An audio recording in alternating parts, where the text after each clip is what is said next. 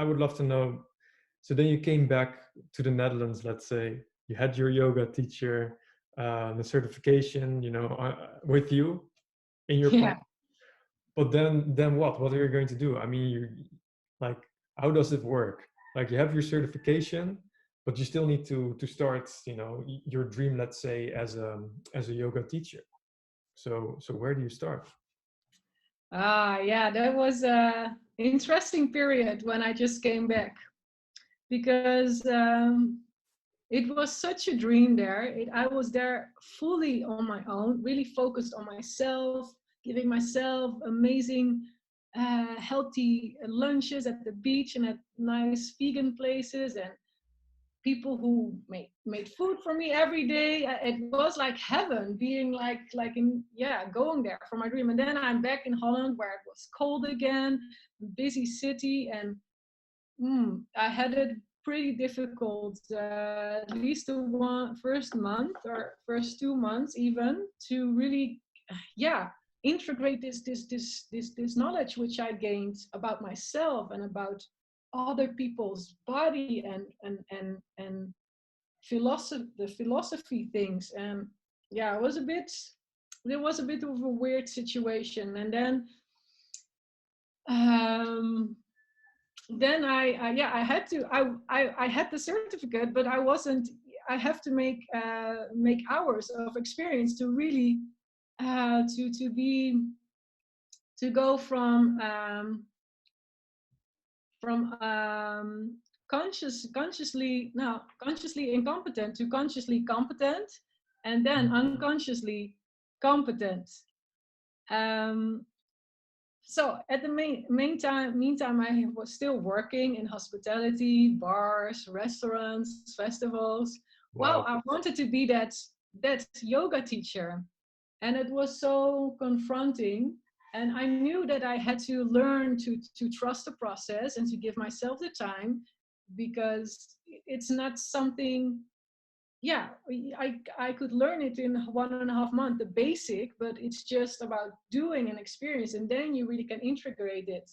So yeah, there were a lot of long days of working hard, either in the mornings and then teaching in the evening, or teaching in the morning and then working in the evening again. So really long days from 14 hours sometimes. And sometimes I thought, why am I doing this? Why did I, this is hard. I have muscle pain, I'm tired, and I don't have so much money, and like complaining. And then I thought, no, just look at what you've gained.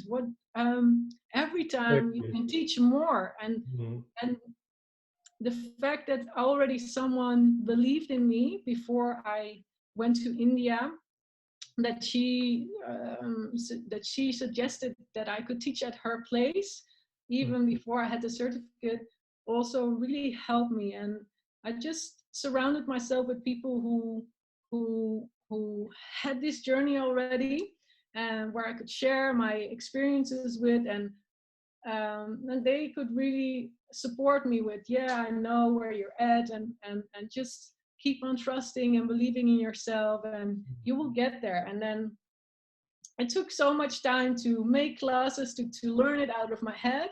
And then, and it felt like months, and like the time went so slow. And then after 8 months, I realized, huh, I I can live. I can actually. I teach so much that I can live from it. And I was like, whoa. How did it? Wow. How did this happen? And then it was actually just 8 months. Wow. And yeah, and then I was actually super proud and happy that I went through it. Mhm. And yeah. It's often with, if we have like a goal or a dream in mind. In this case, like, you definitely want to be a yoga teacher. Sometimes it's hard, like, even in your case, when you come back to the Netherlands and you might feel stuck and you're not sure what to do. Sometimes we should also just look back at what we have already been doing, like what we Mhm. have been putting ourselves through since the moment that you took a decision to start doing something new, and you Yeah. went to India and all this kind of stuff. So I really admire that you regardless of your thoughts, you still follow your heart. So that's really, really cool. Thank you. Yeah. Is there anything else from because you're a yoga teacher right now, and would love to talk about what basically, you know, what's really exciting you right now, and how you're serving people. Tell me a bit more about you. At the moment, it's a really interesting time because I got sort of challenged to get to do things online instead of being in physical studios, which I was actually already wanted to do, but didn't make the steps yet. So I'm grateful that I took this step to teach online. And yeah, I try to give as much as value as I can, and try to bring this energy through the screen and have the connection online. And what I do as a teacher, I work a lot with the moon phases, with what kind of sign where the moon is shining on. For example, every 2-3 days the moon changes, and then I decide what kind of theme I put in my class, like for example water element or fire element or air or grounding, depending on how the moon is. How the moon is. So it keeps me as a teacher learning new things about the elements and about the signs, and also that every class is different. And yeah, what keeps me awake at the moment? Not really something, but I just hope that that still with being myself and with my stories at Instagram and my online classes, that I can inspire people still to keep on moving in a conscious way, and to listen to their heart, and to still be kind to each other, and have that connection with themselves and others, even when we have to keep the distance. So I really try to implement things from our daily lives and things what is going on in the energy, to implement that in my classes, to send them small seeds or like small nuggets of insights. And that makes it super exciting for me to teach every day. And it doesn't even really feel as work. It's just what I love to do. And exactly. And that's how life should be, right? I really like that. And what I like about you is that you're beside being just a yoga teacher, you add so much value to the lives of others with all kind of different things. And I'd love to know from your experience, because we had been talking about it already a little bit, but I want to touch upon it a little bit deeper. We were talking about this mind clutter, and we were talking about self-doubt, about maybe judging yourself, or like feeling that you're maybe not good enough or so, you know, or not clever enough, or not handsome enough. You know, we all have these kind of thoughts. But maybe from your NLP background as well, because you are very much involved into that, are there any kind of tools or strategies that we can use to deal with these kind of thoughts and feel more free and connected to ourselves? Oh, good question. Actually, to be honest, I have to refresh some things about NLP, which are actually, so at the moment, I will just say, first, become aware of like a few days, like become aware of what is going on in your head. What are the thoughts which come up in your head? Maybe even writing them out. Yeah. And then feeling, where does this come from? Is it a thought from me, or is it a thought from my parents, or a limiting belief? Is this really what I believe, or is this really helping me, this thought? Is this really from me? And then maybe some interesting things come up, and maybe it gives you insights about where some things or thoughts come from. This is already a really important step, I think, because then you can work on that, maybe through conversations or through healing sessions or whatever resonates with you. Yeah. And then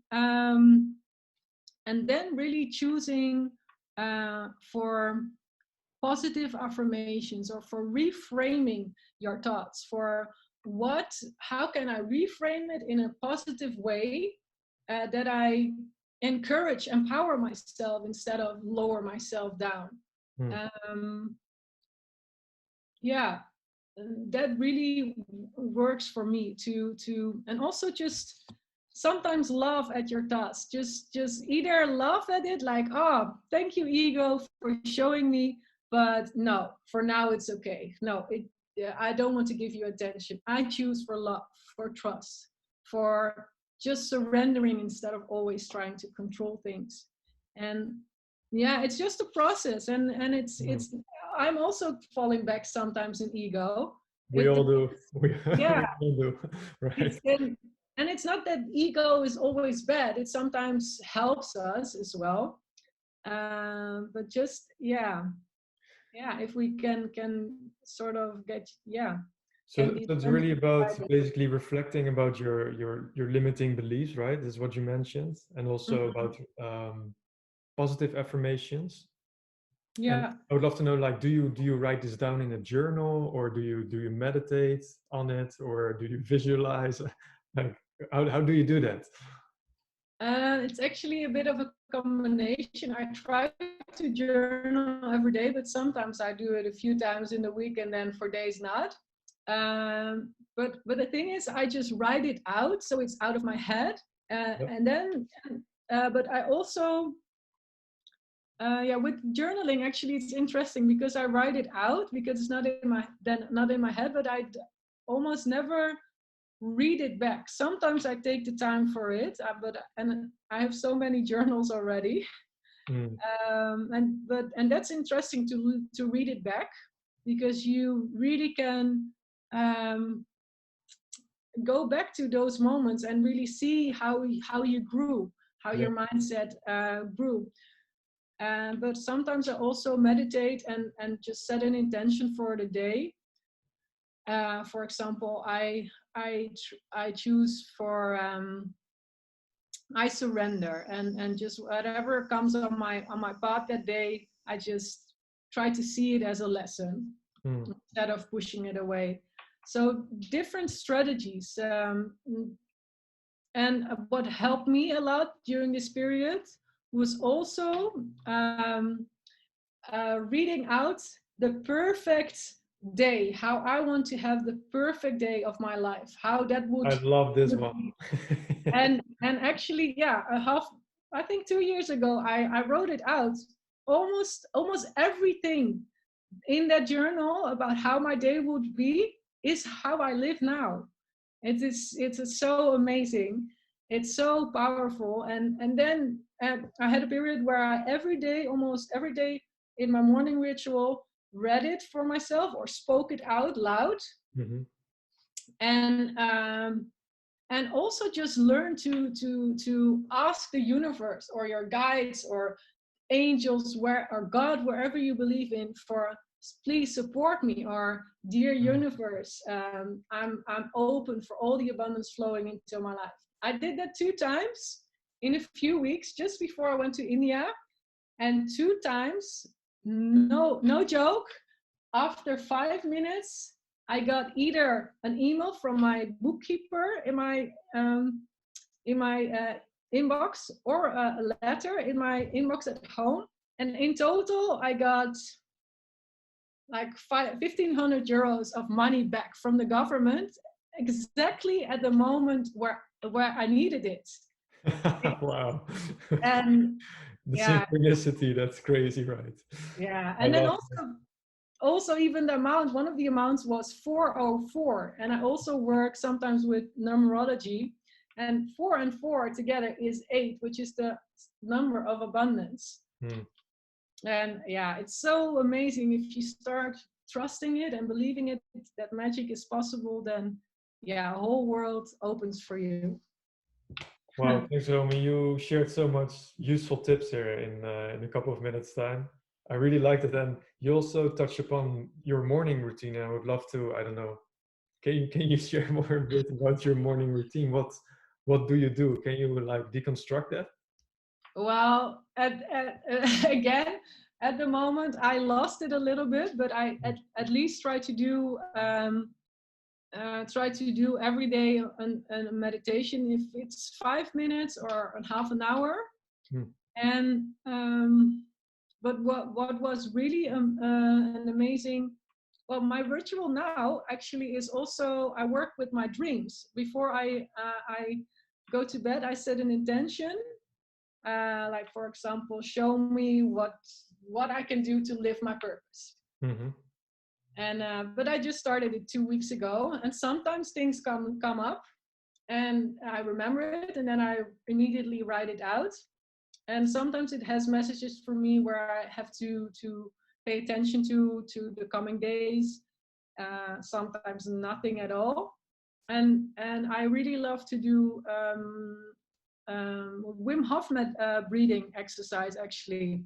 So Oh, that is wow, cool. actually now my thing. So every time it can change. So yeah, but in a period where I was trying to manifest things, Mhm. really to transform my life, it really helped to be grateful, to speak out all the things which I love, and to read out this script of your perfect day, for example.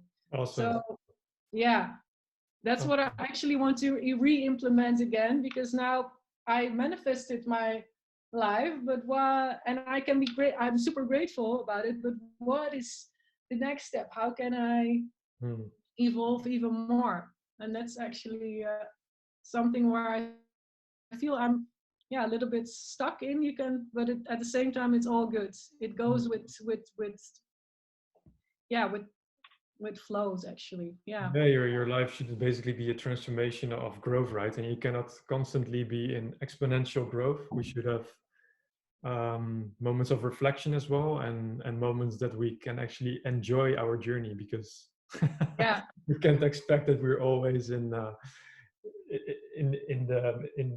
this, how do you say that, on track in a roller coaster when you go up, right? So Yeah, and that's the thing, actually, which can happen when you really dive into personal and spiritual growth, and also when you follow these mentors online, which can trigger you to compare yourself with this person who is on this spot way longer than you are.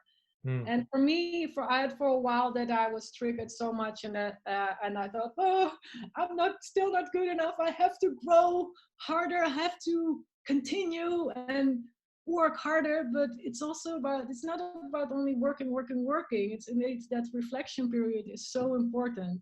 Yeah, yeah. Yeah. Well, we've been talking about so many things already, and I would love to touch on your mission or your purpose in life, and how you would like to continue inspire people through self-love. What is your vision behind that?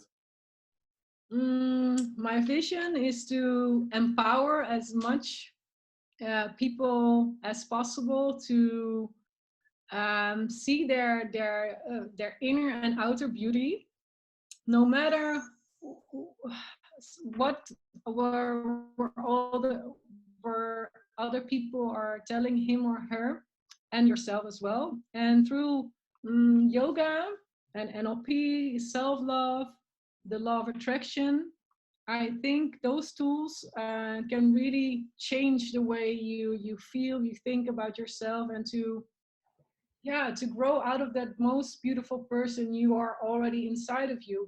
But sometimes we forget that, and sometimes you need someone, well, not need, but yeah, you need someone who believes in you and who can inspire you. And I would love to, yeah, continue doing that the rest of my life, and Mm.